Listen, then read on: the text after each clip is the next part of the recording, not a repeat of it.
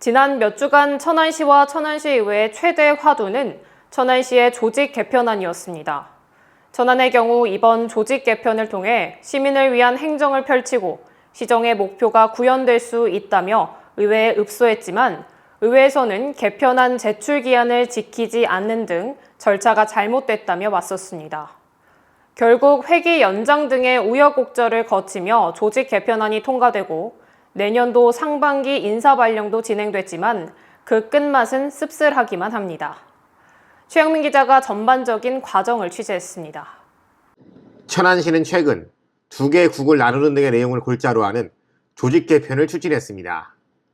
이를 위해선 의회의 동의가 필요한데 이 과정 속에서 천안시와 천안시의회가 갈등을 빚는 모습을 보였습니다. 본래 이 조직 개편안은 지난 11월 8일까지 제출이 됐어야 한다는 게 안건을 심사한 의원들의 의견입니다. 그러나 집행부는 그렇게 하지 못했고 제대로 된 자료는 12월 10일에 예산본부과로 접수되고 8일 뒤 의원들은 제대로 검토를 하지 못한 채 심의에 들어갔던 겁니다. 시장님께 묻고 싶습니다.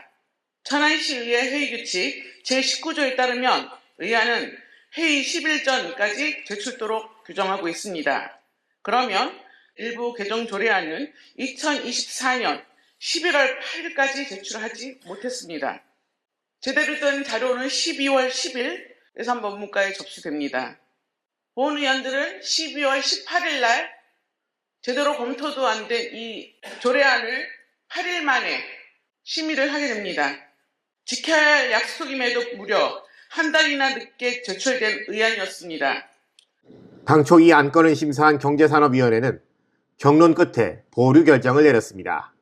12월 18일 보류 결정 이후 김행금 의장은 20일 본회의에서 회기 연장의 건을 직권으로 성장했습니다. 민주당에선 무리한 진행이라며 반발이 있었지만 강행이 됐고 23일 한 번의 경산위 회의 후 보류 결정이 난 안건은 24일 본회의에서 찬성 15표, 반대 12표로 가결됐습니다. 그러나 이 과정 속에서 김행금 의장의 조금은 미숙한 의사진행이 도마 위에 올랐습니다. 민주당 의원들이 이의가 있다며 반대 토론을 주장했음에도 투표를 강행한 과정이 문제가 됐던 겁니다. 그러니까 이의가 있다고 하지 않습니까, 의장님? 의장님이 이의가 있냐고 제철 물어보셨을 때 있다고 했으면 받아주셔야죠. 일반의 존중 원칙 얘기하시고 의회 존중 원칙 얘기하시면서 왜 거꾸로 하십니까? 결국 진통 끝에 천안시의 조직 개편안은 의회의 문턱을 넘었습니다. 그리고 지난 26일 천안시는 8국 45과 체계에서 내년도 상반기 인사 발령을 단행했습니다. 하지만 이 과정 속에서 나타난 행정부와 의회의 불협화음, 의회 내에서의 갈등 같은 문제는 시민들에게 씁쓸한 뒷맛을 남기게 했습니다. 천안TV 최영민입니다. 하늘을 내려주신 하늘이 그려주신 대로 나의 하늘 그림 내일도 오늘처럼 건강한 우리 가족처럼